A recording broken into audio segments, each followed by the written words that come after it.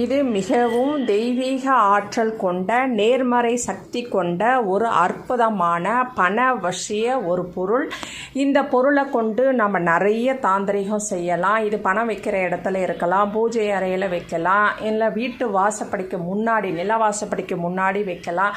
இந்த மாதிரி எல்லா இடங்களிலும் இது பயன்படுத்தப்படக்கூடிய ஒரு அற்புதமான பொருள் தான். இது உங்கள் எல்லாருக்கும் தெரியும். அது என்ன அப்படின்னா மயிலிறகு தான். இந்த மயிலிறகு ரொம்ப தன அவசியம் கொண்டது. கிருஷ்ணருக்கும் மயிலிறகுக்கும் நிறைய சம்பந்தம் உண்டு.